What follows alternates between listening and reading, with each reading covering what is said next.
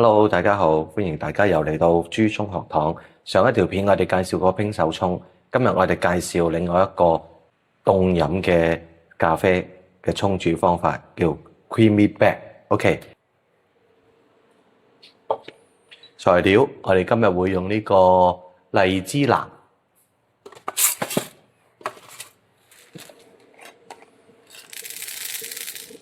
沖 Creamy Black 咧，我哋就會用一啲比較有花香啊、果香比較濃厚啲嘅咖啡豆。好，用20g 嘅豆。咁研磨度咧，我哋會比平時手沖再幼少少。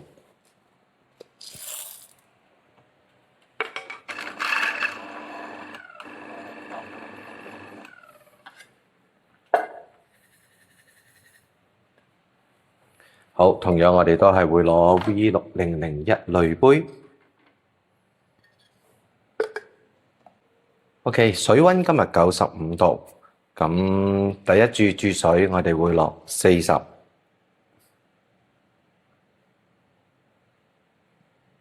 一、二，壓足間，想令到咖啡粉完全炆蒸濕透，咁我哋就攪一攪佢。今日炆蒸會係去到1分30秒。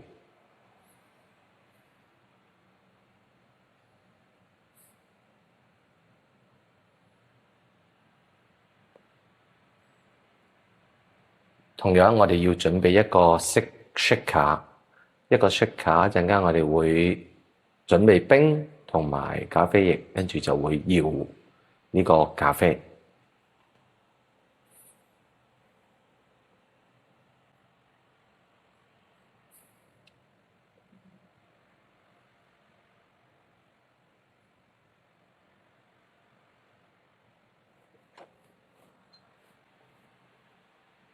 第二注注水，我哋會落120ml，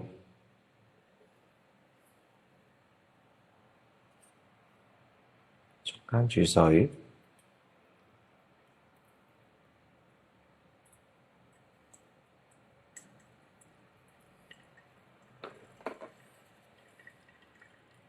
都係一樣攪一攪佢，前後，等到所有粉提高萃取。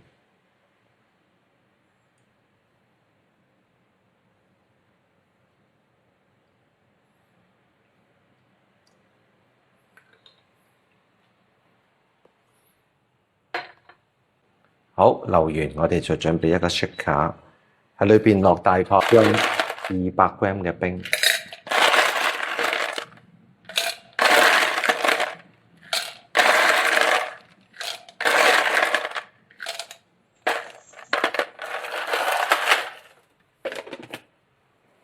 直接就將頭先嘅咖啡液倒入嚟。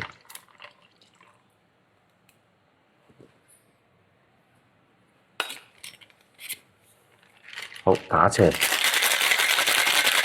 將咖啡液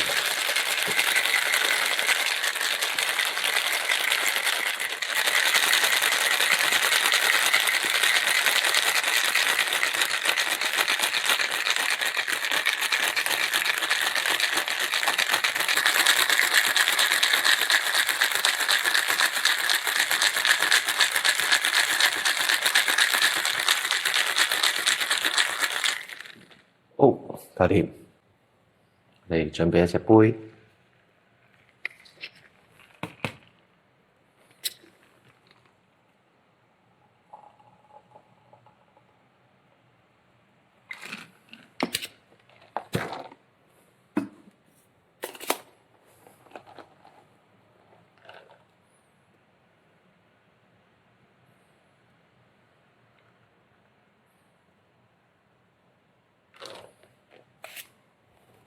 去上去多少少泡，好，落多2粒冰，可以啦。好，一杯手搖嘅冰咖啡 creamy back 就已經完成咗啦。咁頭先搖嘅時候咧，你感覺到個 shaker 開始好凍、好凍、好凍，你就可以停啦。同埋你感覺到裏邊啲冰都溶到大概70%度咧，咁就已經可以噶啦。試一試味道，好香呢個荔枝、楓糖，非常之好味嘅一杯夏天適合飲嘅 creamy back。OK， 有興趣嘅可以喺屋企試下。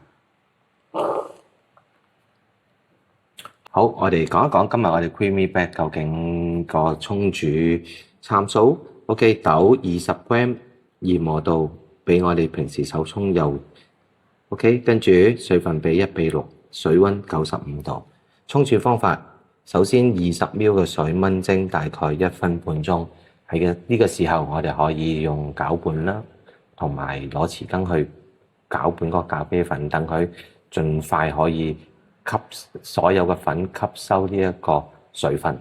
跟住去到1分30秒之後，我哋就注入第一注水，去到120ml，再加攪拌，能令到呢個萃取率更加提高。跟住準備個 shaker， 加入大概200g 嘅冰，跟住就 shake 到佢大概你感覺到個 shaker 好凍，跟住已經係揸唔上手啦。咁跟住大概個冰你就可以感覺到大概6至7成冰已經俾佢融化咗之後，就準備個杯倒出嚟。咁一杯美味嘅 creamy back 就已經完成咗啦。非常好味，好果香嗰個花香比非常之突出，同埋嗰個綿密感咧，會比我哋平時飲嘅手沖咧更加綿密。好，咁今日嘅分享喺呢度介紹完，有興趣嘅夏天真係要試下。